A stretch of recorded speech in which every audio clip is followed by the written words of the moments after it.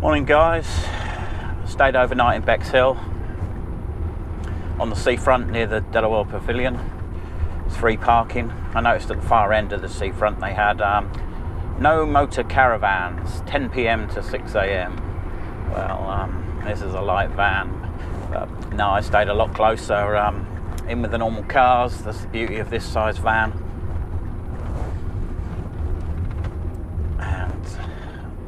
Left quite late, left about 10 o'clock. Just headed now to Birling Gap for Beachy Head and the Seven Sisters. Thought I'd just introduce it with a bit of the last couple of miles, or the last mile drive down to Birling Gap. It's I could see the Beachy Head outcrop from Bexhill last night, and I've just taken a nice little plod down. Here we go. It's a National Trust site. I'm not a member of National Trust, so I'm going to have to pay to make use of their car park, but I will be here all day.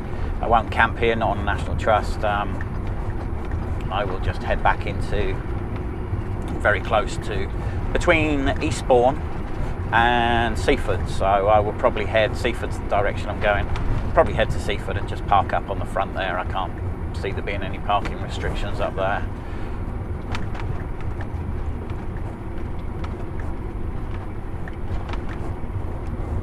Looking quite busy.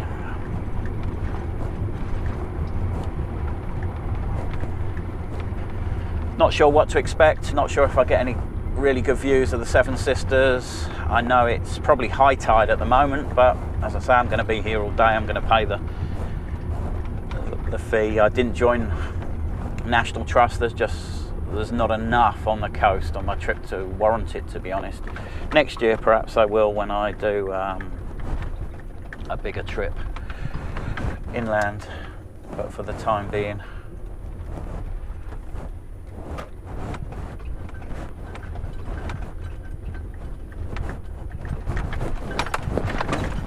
need to slow down a bit here.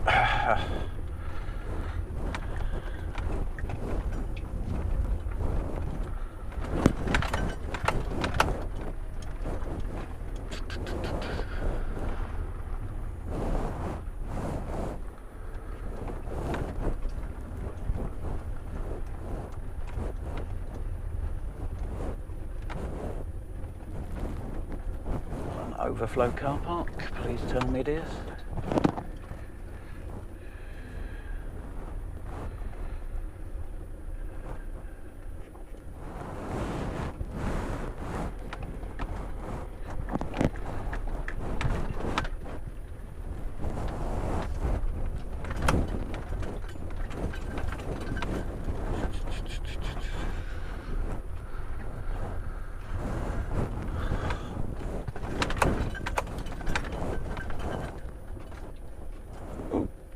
Ginger Tom.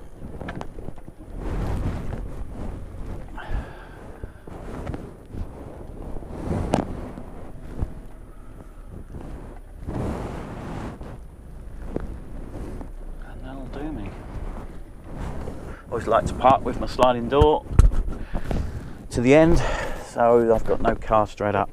Anyway guys, I'll show you some footage from when we get down to Beachy Head and the Seven Sisters view. Hi guys, Seven Sisters behind me. Can't believe I've lived most of my life on the south coast. Either side of these two places, Beachy Head and the Seven Sisters, I've never been here.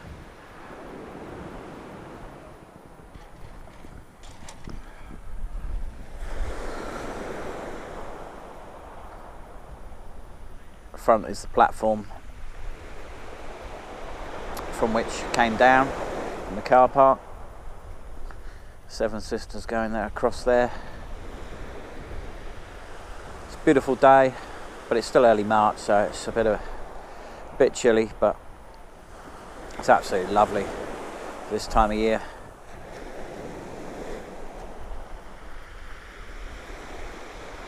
Behind me, houses precariously on the edge of these cliffs that are wearing away quite rapidly.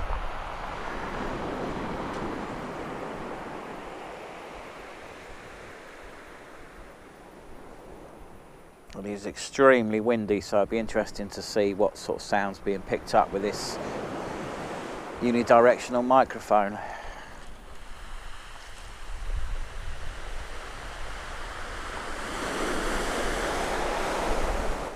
One thing of note, the Seven Sisters are actually gleaming white, unlike the White Cliffs of Dover, which are partially green, and that's just down to erosion, of course. The White Cliffs of Dover are green, but if you go round the headland to St Margaret's Bay near Dover, the cliffs are white, just like they are here. And I'd love to be in a boat to get a better angle of this. I will try again this afternoon. Not sure how far the tide goes out here, probably not far, it's probably quite deep water being ahead. But I will try, see if it goes out a little way to get a bit of a better view. So right in front of me, 10 foot away, is the cliff edge. That's as close as I go. It's pretty windy as well, so even if I wasn't scared of heights, it's a bit risky. Amazing views. I'm really lucky with the weather on this trip so far. As I said in an earlier video, I'm not sure how far the tide will go out and whether that will give me a good angle for shooting, and by the time it's probably gone out, the sun will have moved around and might not be reflecting so white on those cliffs, and once it's over towards the southwest and the west later in the day, it won't be such a good picture at all. However, there may be a good sunset, so I'll be around all day. I'm going to go to the top of Beachy Head in a moment, and then I'm going to go and get some lunch. I'll make some lunch in the van. What an incredible view that is of the Seven Sisters behind me. Absolutely wonderful.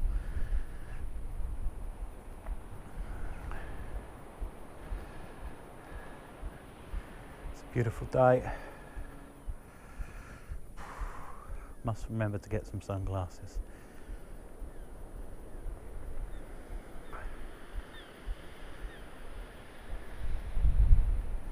Right to the top, and here's a view of me close to the cliff edge. It's as close as I go. Not very good with heights at the best of times, and I couldn't even crawl any closer and peer over the edge. I just can't do it. I've just tested a couple of videos and my unidirectional microphone seems to be holding up quite well. You wouldn't know, there's quite a breeze, so. Okay, I'm not going close to the edge, but this is an extendable pole, so let's give it a go.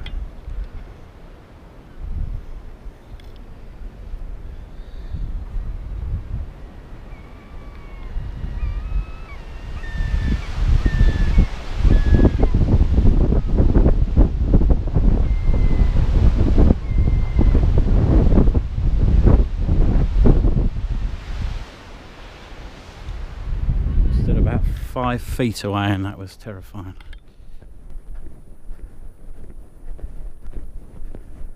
Probably don't need the hat or the fleece, but I wasn't going to walk up here. I need to find I needed it.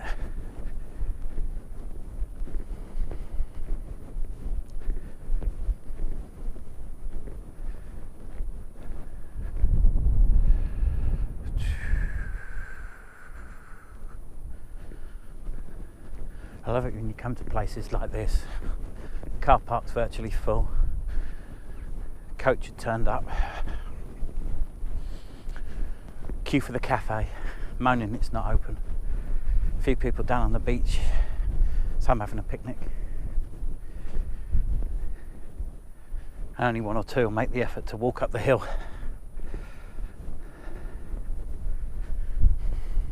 There's a family in the distance behind me. And I've seen a few other people come up and down, but I love it when you've got a place like this to yourself. I just love it.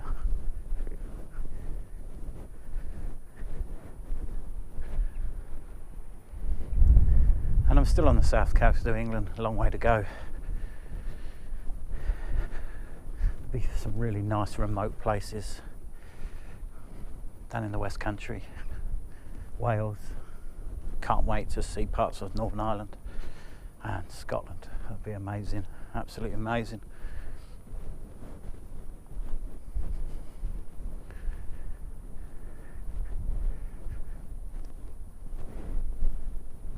Oh, I think I can hear an aeroplane, so it's not going to get picked up on the GoPro. It's too wide angle, but I'm going to cut short and get the binoculars out and have a little look. See you in a minute. Didn't see anything. May have well been a motor vessel down there in the sea. I'm not sure, but I'm going to head up to this lighthouse behind me, and I can see through the binoculars there are a few people up there. But it's just such a lovely day. Just can't stress it enough.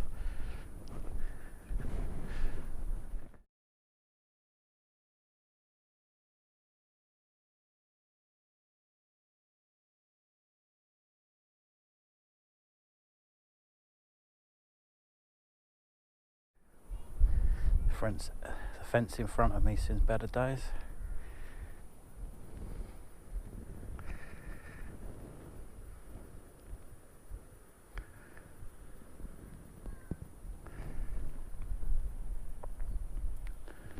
Cliffs here are a known suicide spot, so parking my car overnight at the bottom of the hill and trying to sleep in it may arouse some suspicion. But,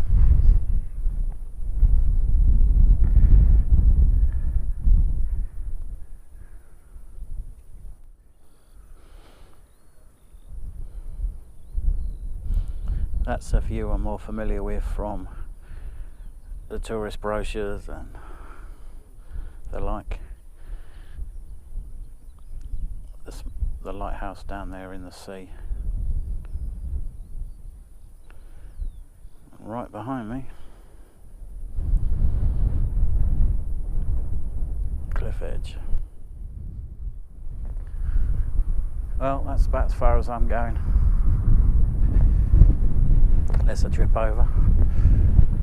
I'm going to head back to the van now, which is about half a mile back, maybe more, and make some lunch, chill out for a couple of hours. Not sure what sort of signal I'm going to get around here, so I doubt I'll be uploading many videos for a while, but nonetheless, there's still 3 or 4 queued up prior to this one. Catch you later, guys.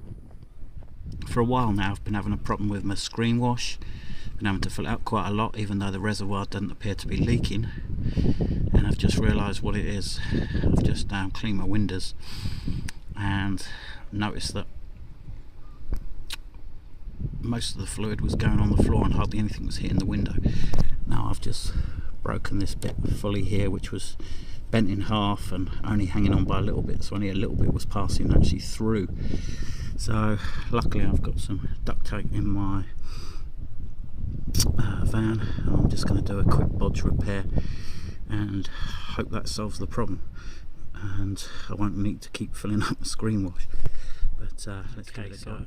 I've wrapped a number of small pieces of cloth duct tape around it to join it up, built up the layers, put it back in place. Now let's test it. Yeah, that did the trick. There's a slight leak. It's never going to be watertight, that little cloth tape thing. And when I say a quick fix, I mean that's as much as I'm probably ever going to do, and keep replacing it, because I'm certainly not going to pay to replace the whole hose. Anyway, at least it'll stop me using it. I just popped into the visitors centre, and the interesting thing, although not as visible from here, is there were 8 of the 7 sisters, and that's because since they were named by mariners in the 1600s, the rate of erosion at over a foot a year has led the natural path to create 8 sisters.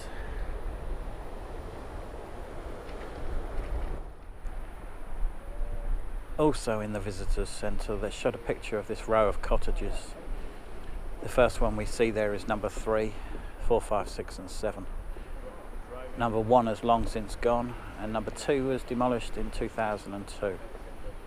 This Birling Gap softer rock. The rate of erosion is over 2 feet per year, so it hasn't got many years left, this row of cottages. Some of the pictures showing that where I am now on a little extended bridge, this would have been land not that long ago at all.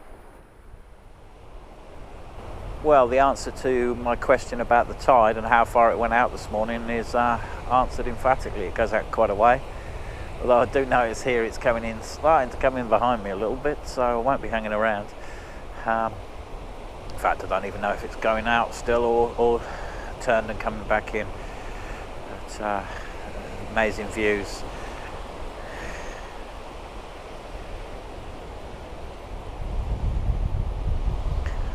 And there's the way down onto the beach via the platform that they built and opened in 2013.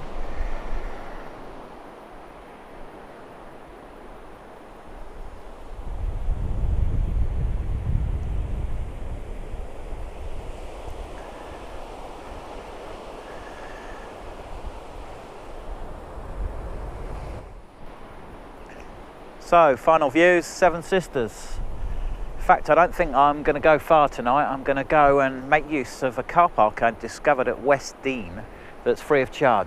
It can only be a mile away. It's almost where I started filming this video. And I noticed on a map up at the visitor centre here, there's all the different footpaths and routes you can take, and one of them takes you down to West Dean. So I'm going to go and park there for the night and spend the day here tomorrow, because my next stop is Seaford and then Brighton. And I used to live in Brighton. It's a wonderful place, but it's not part of this trip, and it costs a fortune to park in Brighton. I have got a friend who lives on the outskirts, and I hopefully will get in touch with them and visit them. But basically, yeah, camp overnight a mile or so away from here, and then go and explore some of the walks up on the hills of the Seven Sisters up that way tomorrow. So brilliant. The only thing, no signal, so as I mentioned earlier, it will be a while before I can get these videos up. You're obviously watching it now, but it just means that I'm going to be 3 or 4 days ahead of myself by the time you see this. Anyway guys, enjoy yourself. I certainly am. Take care.